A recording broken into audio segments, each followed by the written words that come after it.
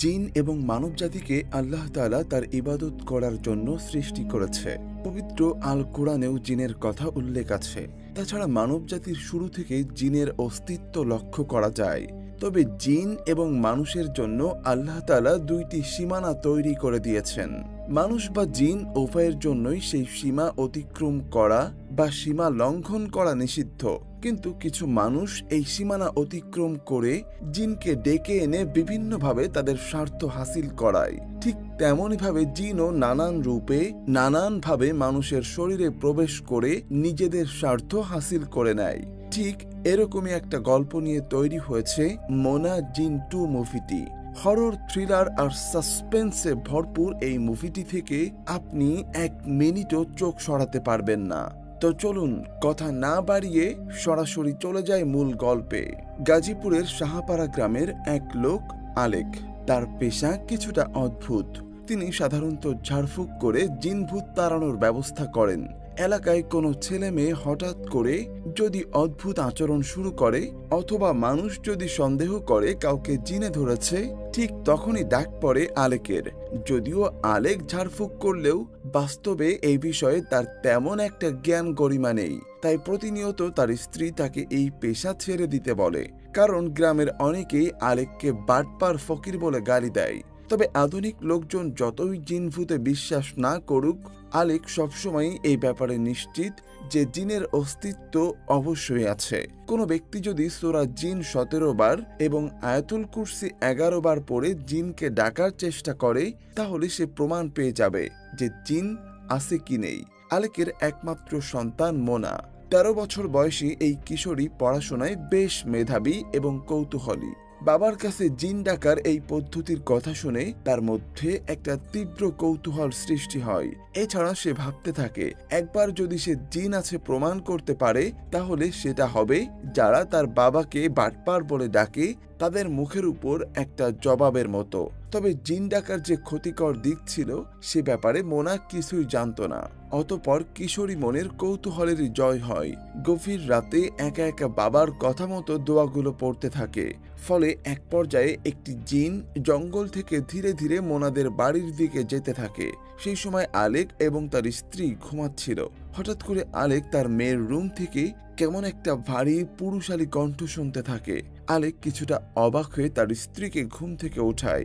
মোনার রুমের কাছাকাছি যেতেই হঠাৎ করে মোনার কান্নার শব্দ শুনতে পেয়ে দরজা ধাক্কা দিয়ে খুলে ঢুকে পড়ে আলেক। খাটের উপরে বসে তার মেয়ে মোনা ভয়ে জড়সড় হয়ে বসে আছে। সে তার বাবাকে আকুলভাবে জানাচ্ছে বিছানার নিচে কি যেন একটা তাকে ভয় দেখাচ্ছে।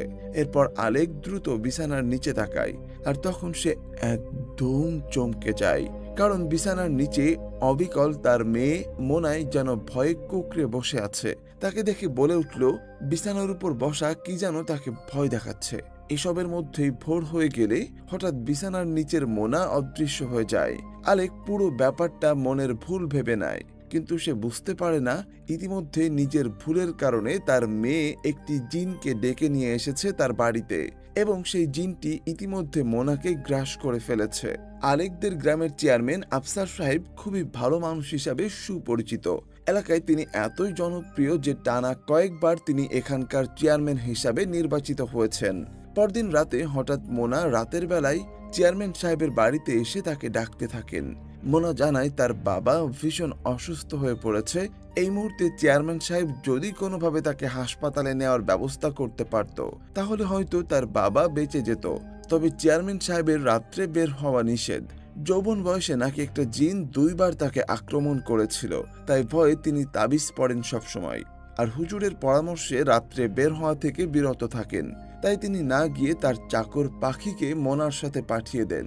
তবে পাখিকে পাঠানোই কেমন যেন মোনা একটু মনক্ষুণ্ণ হয়, কারণ এটা তো মোনা ছিল না, মোনার রূপ ধরে থাকা সেই জিনটি ছিল।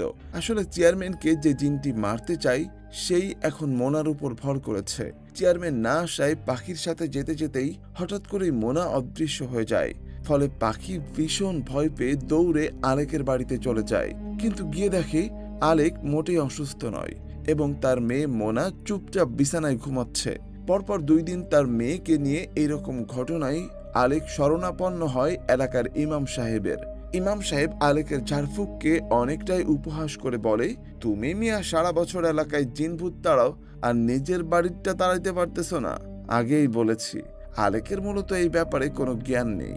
এরপর ইমাম সাহেব মাদ্রাসার কিছু ছাত্র নিয়ে আলেকের বাড়িতে যেয়ে তারা পবিত্র কোরআন শরীফ থেকে পাঠ করে এবং তার সুস্থতার জন্য দোয়া করে। অতঃপর তাদেরকে ভালো মন্দ খাইয়ে আপ্যায়ন করে আলেক। খাওয়া দাওয়া শেষে মোনা সবাইকে ফিরনি দিচ্ছিল। হঠাৎ ইমাম সাহেব খেয়াল করে মোনার চোখ সাদা হয়ে গেছে আর বারবার ফিরনি ঢেলে দিচ্ছে ইমাম সাহেবের প্লেটে, আর তার গলা দিয়ে বের হচ্ছে পুরুষালী কণ্ঠ। এই ভয়ঙ্কর অভিজ্ঞতার পর সেই বাড়ি থেকে ইমাম সাহেব সহ অন্য সবাই দ্রুত চলে আসেন। এরপর থেকে মোনাদের বাড়ি ভূতের বাড়ি হিসাবে পরিচিতি পায় সবখানে। বিভিন্ন জায়গায় এই গল্প ছড়িয়ে পড়ে এবং কেউ আর সেই বাড়িতে যাওয়ার সাহস পায় না। এরপর আমরা বিজয় নামের একজন মনোবিজ্ঞানের শিক্ষককে দেখতে পাই। ক্লাস শেষে মানুষের মন কনসাসনেস এবং সাবকনসাসনেস নিয়ে পড়াচ্ছিলেন। তার বিশ্বাস পৃথিবীতে ভূত প্রেত রিলেটেড সবকিছুই মানুষের কল্পনা প্রসূত। সেই ক্লাসের ছাত্রী হিসেবে উপস্থিত ছিলেন আলেকদের গ্রামের সেই চেয়ারম্যান সাহেবের মেয়ে সামিনা। ক্লাসের মাঝেই সামিনা সেই আলেকের বাড়ির ঘটনা উপস্থাপন করে দাবি করেন অবশ্যই পৃথিবীতে অতিপ্রাকৃত ঘটনার অস্তিত্ব আছে। এই বিষয় নিয়ে তর্কের এক পর্যায়ে শিক্ষার্থীদের একটি গ্রুপ তাদের শিক্ষক বিজয়কে নিয়ে আলেকের বাড়িতে ঘুরে আসার প্রস্তাব দেয়। সেই মোতাবেক পরদিন তারা গাজীপুরের সেই গ্রামের উদ্দেশ্যে রওনা করেন। এই দলে ছিল প্রফেসর বিজয়, চেয়ারম্যানের মেয়ে সামিনা, সামিনার বন্ধু সুমন এবং বান্ধবী হিমি। গল্পটি হরর সাসপেন্স থ্রিলার হলেও পুরো সিনেমাতে শিক্ষক বিজয় এবং চেয়ারম্যানের মেয়ে সামিনা আর অন্যদিকে সুমন এবং সিমির খুনসুটি প্রেমের কাহিনী চলতে থাকে, যা হরর থ্রিলার সিনেমার সাথে একদমই বেমানান। তাই গল্পটির মেইন থিম ধরে রাখার জন্য আমি এদের প্রেম কাহিনী হাইড করে মূলত কাহিনীতে চলে যাচ্ছি। তো যাই হোক, এরপর তারা গাড়ি নিয়ে গাজীপুরের সেই গ্রামে চলে আসে। চেয়ারম্যান সাহেব তার মেয়ের শিক্ষক এবং বন্ধু বান্ধবদের আপ্যায়নের ত্রুটি রাখেন না, কিন্তু যখনই তিনি জানতে পারেন তারা এসেছে আলেকের বাড়ির জিন নিয়ে গবেষণা করতে, তখন তিনি একদমই রাজি হন না। তবে সবার চাপাচাপি এবং নিজের মেয়ের ইমোশনাল ব্ল্যাকমেইলের কারণে শেষমেশ চেয়ারম্যান সাহেবও রাজি হন আলেকের বাড়িতে তার মেয়ে সহ অন্যদের যেতে দিতে। এমনিতে রাতে বের হওয়া নিষেধ থাকলেও চেয়ারম্যান সাহেব নিজের মেয়েকে একা ছাড়তে না চাওয়ায় বাধ্য হয়ে তিনিও তাদের সাথে যান। এলাকার ইমাম সাহেবকে খবর পাঠান আলেকের বাড়িতে যাবার জন্য, কিন্তু ইমাম সাহেব ভয়ে নিজের অসুস্থতার কথা বলে আলেকের বাড়ি যাওয়া থেকে বিরত থাকে। আলেকের বাড়িতে যাবার সাথে সাথেই কেমন যেন জোরে বাতাস বা ঝোড়ো হাওয়া বইতে শুরু করে। এতে চেয়ারম্যান সাহেব ঘাবড়ে যায়। তবে শিক্ষক বিজয়ের ধারণায় এই সবই প্রাকৃতিক ব্যাপার। তিনি একজন মনোবিজ্ঞানী হিসাবে মোনার সাথে কথা বলেন। তার কাছে মোনাকে একদম একটি সুস্থ স্বাভাবিক কিশোরী বলে মনে হয়। সেই সময় তার ছাত্রছাত্রীরা মোনার রুমের চারপাশে ক্যামেরা সেট করে ফেলে। ওদের সাথে কিছুক্ষণ গল্প করে মোনা ঘুমাতে চলে যায়। এরপর থেকে ওরা বাইরে ল্যাপটপ নিয়ে বসে ক্যামেরায় প্রত্যেকটা মুভমেন্ট লক্ষ্য করতে থাকে। তারা ভোর হবার আগ পর্যন্ত অস্বাভাবিক কিছুই দেখে না। ফলে সকাল হবার আগে এসব ক্যামেরা খুলে নিয়ে তারা চেয়ারম্যানের বাসায় চলে যায়। বিজয়ের ধারণা এই সবই মোনার বাবা আলেকের ষড়যন্ত্র। নিজেই যেহেতু জিন ভূত ছাড়াই, তাই নিজের মেয়েকে নিয়ে এক অলিক কাহিনী ফেদে গ্রামের মধ্যে একটা রিলেভেন্ট থাকার চেষ্টা আর কি। তবে তারা চলে যাওয়ার সাথে সাথেই আমরা মোনাকে বিছানার নিচে দেখতে পাই।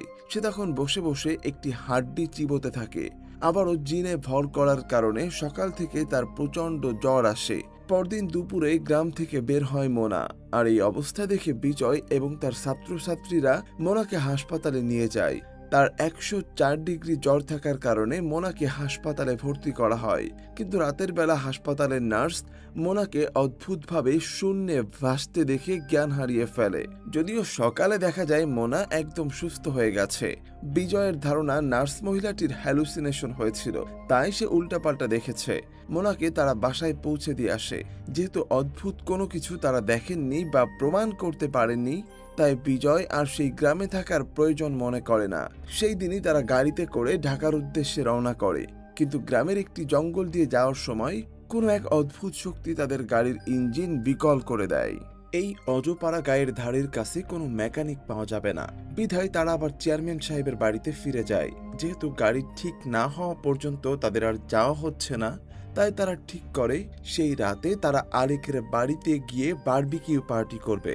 তাদের আসার খবর অবশ্য আগে থেকে বুঝতে পেরে তার বাবাকে বলে দেয় মোনা। আলেক ভিতরে ভীষণ অবাক হলেও মুখ ফুটে কিছুই বলে না। তারা সবাই বারবিকিউতে আস্ত খাসি পুড়িয়ে আর গিটার বাজিয়ে গান গেয়ে আনন্দ উল্লাস করতে থাকে। এর মধ্যে হঠাৎ করে কি যেন এক শক্তি ঢুকে পড়ে মোনার শরীরে। সে নিজের মাকে ধাক্কা দিয়ে ফেলে দেয়। সবাই তাড়াহুড়ো করতে শুরু করে। চেয়ারম্যান সাহেব বারবিকিউর আগুনের কাছে চুপচাপ বসেছিলেন। মোনা তখন একটা পানির জগ সেদিকে ছুঁড়ে মেরে আগুন নিভিয়ে দেয়, আর আগুন নেভানোর পরেই পুরো জায়গাটা দখল নিয়ে যেন মোনার ভেতরের জিনটা তাণ্ডব চালাতে থাকে। আলেক সহ সবাইকে মারতে থাকে মোনা। সুমনকে তুলে নিয়ে চেয়ারম্যানের গায়ে ছুঁড়ে মারলে চেয়ারম্যান সাহেবের গলা থেকে তাবিজ খুলে পড়ে যায়। মোনার ভেতর থেকে কেউ একজন বলে ওঠে সে 25 বছর ধরে চেয়ারম্যানকে মারার জন্য অপেক্ষা করছে। এরপর চেয়ারম্যানকে উল্টো করে ধরে নিয়ে গিয়ে পানিতে চুবাতে থাকে মোনা। তাকে ঠেকানোর মতো কেউ ছিল না সেখানে। এদিকে চেয়ারম্যানের দেরি হচ্ছে দেখে তার স্ত্রী ফোন করে। ওনার ফোনের রিংটোনে ছিল আয়াতুল কুরসি। ফোন দেওয়ার ফলে মোবাইলের রিংটোন হিসাবে আয়াতুল কুরসি বেজে ওঠে, আর এটা শুনে মোনার ভেতরের জিনটা চেয়ারম্যানকে ছেড়ে দেয়। এই ফাঁকে তারা সবাই মিলে ধরাধরি করে চেয়ারম্যানকে বাড়িতে নিয়ে আসে। নিজের চোখের সামনেই অভূতপূর্ব ঘটনা দেখে বিজয় তার শিক্ষক প্রফেসর ইলাহিকে ফোন করে। প্রফেসর ইলাহি ছিল একজন বিজ্ঞ আলেম। মদিনা বিশ্ববিদ্যালয়, কায়রো এবং অক্সফোর্ড ইউনিভার্সিটির মতো জায়গায় তিনি পড়াশোনা করেছেন। তিনি তার ইলম এবং আধ্যাত্মিক ক্ষমতা দিয়েই প্রায়ই মানুষের জিন সম্পর্কিত সমস্যার সমাধান করে থাকেন। সেদিন সারা রাত চেয়ারম্যানের বাড়ির দরজা জানালাগুলোতে ভয়ঙ্কর কোন শক্তি যেন দড়াম দড়াম করে বাড়ি দিতে থাকে, আর ছাদের ডিল পড়তে থাকে অবিরাম। তীব্র ভয় নিয়ে সারা রাত সবাই জেগে থাকে। পরদিন ভোরে প্রফেসর ইলাহি গ্রামে আসেন। সারাদিন গ্রামের এখানে সেখানে ঘুরে বেড়ান আর গ্রামবাসীদের সঙ্গে কথা বলেন। বিভিন্ন জায়গায় কথা বলে তিনি জানতে পারেন চেয়ারম্যান সাহেব এখন অনেক ভালো ব্যক্তি হলেও যৌবনকালে তিনি মোটেও এখনকার মতো ছিলেন না। তিনি বেশ বখাটে এবং উচ্ছৃঙ্খল প্রকৃতির ছিলেন 25 বছর আগে। এরপর হেদায়েতপ্রাপ্ত হয়ে ভালো হয়ে যান। সবকিছু শুনে তিনি মোটামুটি বুঝতে পারেন বিষয়টা। সেদিন রাতে তারা সবাই আবার মোনার বাড়িতে যায়। প্রফেসর ইলাহি সারা বাড়ি ঘুরে শক্তির উৎস খোঁজার চেষ্টা করেন। এরপর মোনার পায়ে শিকল পরিয়ে আগুন জ্বালিয়ে ধোয়া করে তার মাথায় আঙুল রাখলেই মোনার ভিতরের জিনটা আক্রমণাত্মক হয়ে ওঠে। কথা বলে প্রফেসর ইলাহি জানতে পারে মোনার শরীরে যে জিনটা প্রবেশ করেছে তার বয়স 245 বছর। তবে আগে সে ভালো জিন ছিল। সে এলাকাতে থাকলেও কখনোই কারো ক্ষতি করেনি। আগেই বলেছি চেয়ারম্যান সাহেব যৌবনে বেশ বখাটে প্রকৃতির ছিল। তার নজর পড়ে যায় মোনার ফুপু রূপার উপর। খুব সুন্দরী এবং ভদ্র স্বভাবের এই মেয়েটিকে জিনটি অনেক পছন্দ করত, তবে নিজের সীমা লঙ্ঘন করে সে কখনোই কিছু করেনি। একদিন রূপাকে একটা জঙ্গলের ভেতরে দেখে চেয়ারম্যান সাহেব তাকে জোরপূর্বক উঠিয়ে নেওয়ার চেষ্টা করছিল। রূপাকে উঠিয়ে নিয়ে সে বিয়ে করতে চেয়েছিল, কিন্তু রূপার সম্মতি না থাকায় সে পালিয়ে যাওয়ার চেষ্টা করে। ধস্তাধস্তির এক পর্যায়ে রূপাকে বাঁচানোর জন্য চেয়ারম্যানকে নিবৃত করার জন্য জিনটি নিজের সীমা লঙ্ঘন করে চেয়ারম্যানকে অদৃশ্য অবস্থা থেকে ধাক্কা দেয়। তখন চেয়ারম্যান নিজেও ভয় পেয়ে যায়, আর রূপাকে টানা হেঁচড়ার এক পর্যায়ে বেরিয়ে থাকা একটি গাছের ডাল রূপার পেটে ঢুকে গিয়ে সে মারা যায়। এরপর চেয়ারম্যান সারা গ্রামে রটিয়ে দেয় রূপাকে জিন মেরে ফেলেছে। সেদিন থেকে জিনটি অপেক্ষা করে আছে চেয়ারম্যানকে মেরে প্রতিশোধ নেওয়ার জন্য। মোনা যখন জিনকে দেখার চেষ্টা করছিল তখন সে মোনার ভেতরে প্রবেশ করে এবং এরপর থেকে সে চেয়ারম্যানকে মারার মিশন শুরু করে। প্রফেসর ইলাহি চেয়ারম্যানকে নিয়ে তার বাড়িতে ফেরত আসেন। চেয়ারম্যানের সারা বাড়ি বন্ধক দিয়ে দেন তিনি, আর রাতের বেলা বাড়ির বাইরে না যাওয়ার নির্দেশ দেন। কিন্তু সবাই জানতে চায় মোনার আসলে কি হয়েছে। তখন প্রফেসর ইলাহি অতীতের পুরো ঘটনা সবার সামনে তুলে ধরেন। চেয়ারম্যান সাহেবও সব দোষ স্বীকার করে নেয়। সবকিছু শুনে চেয়ারম্যান সাহেবের মেয়ে সামিনা সিসি করে ওঠে। যাই হোক, সেদিন রাতে চেয়ারম্যান সাহেব আত্ম উপলব্ধিতে দগ্ধ হতে থাকেন। তার কাছে মনে হতে থাকে 25 বছর আগে করা তার এই পাপের প্রায়শ্চিত্ত করা উচিত। তাই সবাই চলে যাওয়ার পর তিনি নিজের তাবিজ খুলে ফেলেন। সবার অলক্ষ্যে বন্ধক দেওয়া বাড়ি থেকে বের হয়ে আলেকের বাসার দিকে যেতে থাকে। মোনার ভিতরের জিনটাও বিষয়টি অনুধাবন করে চেয়ারম্যান যেদিকে যাচ্ছে সেদিকে যেতে থাকে। তাদের দুজন মিলিত হয় জঙ্গলের সেই জায়গাতে যেখানে 25 বছর আগে রূপা মারা গিয়েছিল। এদিকে আলেক রাতের বেলায় মোনার ঘরে গিয়ে দেখে মোনা নেই। আবার প্রফেসর ইলাহি তার আধ্যাত্মিক ক্ষমতার বলে বুঝতে পারে কিছু একটা হতে চলেছে। তাই তারা সবাই মিলে জঙ্গলের দিকে যেতে থাকে। জঙ্গলে চেয়ারম্যান সাহেব মোনার জিনের কাছে মাপ চায়। জিন বলে চাইলে চেয়ারম্যান সেদিন রূপাকে আহত অবস্থায় হাসপাতালে নিয়ে যেতে পারত, কিন্তু তা না করে সে পালিয়ে যায় আর রটিয়ে দেয় জিন রূপাকে মেরেছে এই কথাটি। এ সময় সবাই চলে আসলে মোনা সবাইকে নিজের অশরীরী শক্তি দিয়ে মারতে থাকে। চেয়ারম্যান সাহেব এই বিপর্যস্ত অবস্থা দেখে সবাইকে থামান। তিনি জিনকে বলেন তিনি শাস্তি পেতে প্রস্তুত, কিন্তু বিনিময়ে কথা দিতে হবে। তাকে মারার পরদিন যেন সে মোনার শরীর ছেড়ে চলে যায় এবং আর কখনো ফিরে না আসে। কিন্তু চেয়ারম্যানের মেয়ে সামিনা তখন করজোরে ক্ষমা চাইতে থাকে, কারণ তার বাবা আগে ভুল করলেও বর্তমানে আল্লাহ তাকে হেদায়েত করেছেন। তবে জিন চেয়ারম্যানকে উল্টো করে নিয়ে উড়ে চলে যায় জঙ্গলের ভেতরে। একটি পুকুরে কিছুক্ষণ চোবানোর পর তার মধ্যে একটি উপলব্ধি আসে।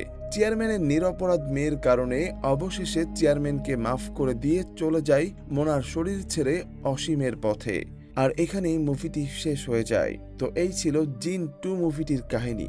মুভিটি আপনাদের কাছে কেমন লাগলো সেটি অবশ্যই কমেন্ট করে জানাবেন। আর চ্যানেলে নতুন হয়ে থাকলে সাবস্ক্রাইব করে রাখবেন পরবর্তী মুভির এক্সপ্লানেশন পাওয়ার জন্য। ধন্যবাদ।